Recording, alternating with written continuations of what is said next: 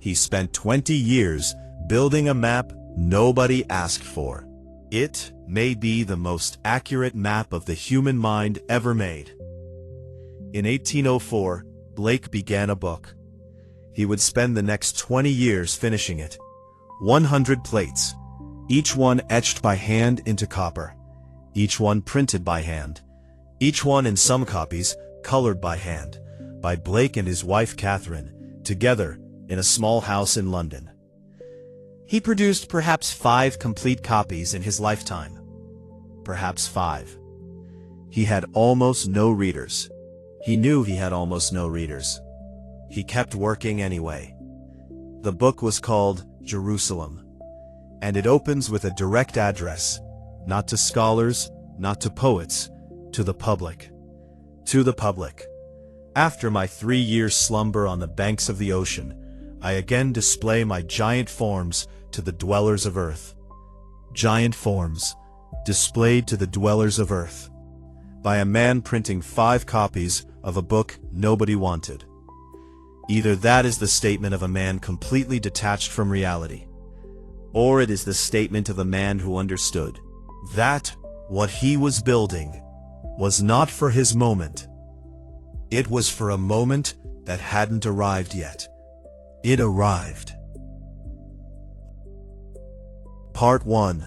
What Jerusalem actually is.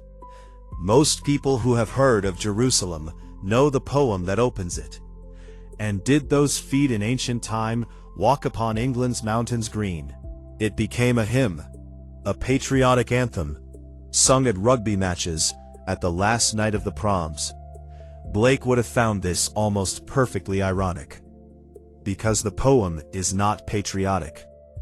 It is a question dressed as a vision, asking whether the sacred once walked here, in this specific fallen landscape, and whether it can be called back.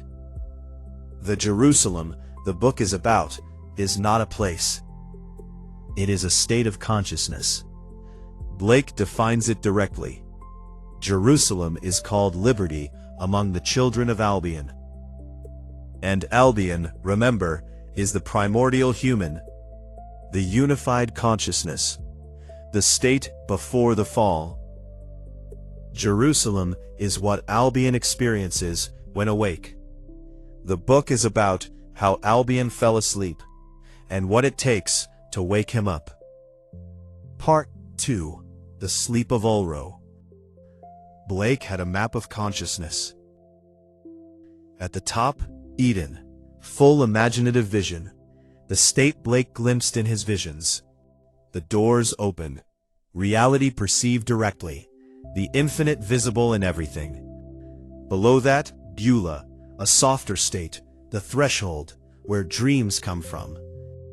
Below that, generation, the ordinary waking world, the world most people think is reality, the world of objects and mechanisms and measurable things.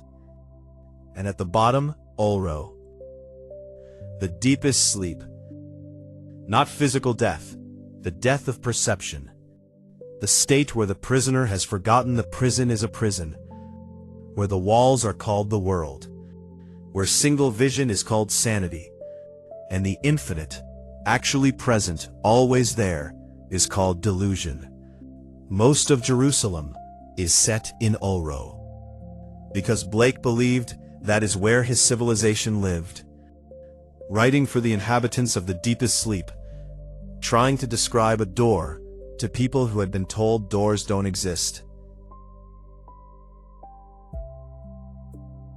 Here is what makes Jerusalem different from every other spiritual text you've encountered.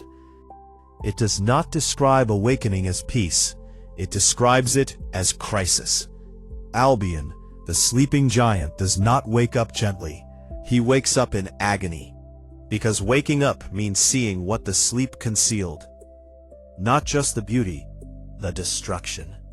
What was lost, what was done in the sleep, what the sleeping mind built and justified and called civilization, while the real self was unconscious. Blake writes Albion turning away from Jerusalem, from liberty, from vision, from the infinite, over and over.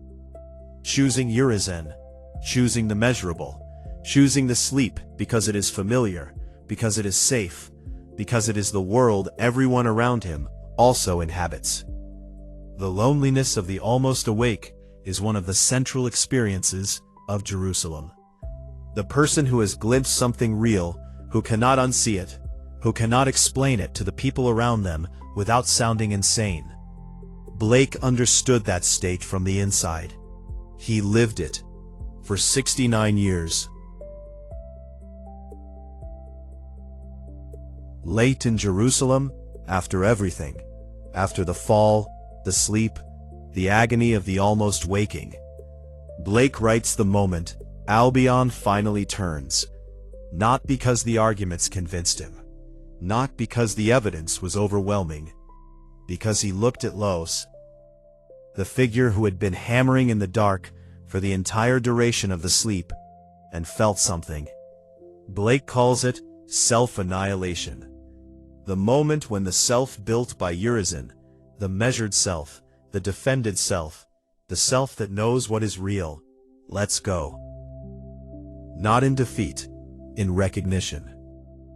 Albion turned his face toward Jerusalem. She comforted him. That's the whole turn. One line. After 100 plates, 20 years of work. That's it. He looked. He turned. She was there.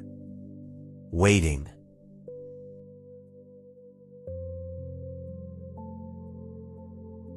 Blake finished Jerusalem around 1820. He was 63 years old. Almost nobody had read it. He was not bitter. His notebooks from this period describe a man who had reached something, some state of completion that had nothing to do with being read or recognized.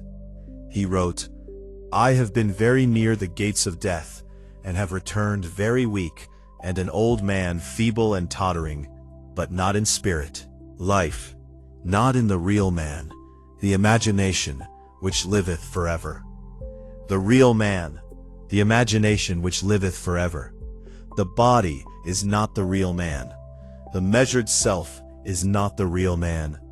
The identity built by single vision is not the real man. The real man is the imagination, the faculty that perceives the infinite, the thing that was present before the prison was built, and Blake insisted, present still, underneath the sleep, behind the narrowed doors, waiting, like Jerusalem, for the turn. One episode left. Episode 5, what Blake actually saw. Not the mythology, not the system, the visions themselves, the specific things he described seeing, the beings, the encounters, the figure he called the ghost of a flea, which he painted from life, the archangel that pressed against the ceiling of his study, the medieval kings and prophets who visited him regularly, and the question that sits underneath all of it, the one Blake himself never tried to answer. What was actually there?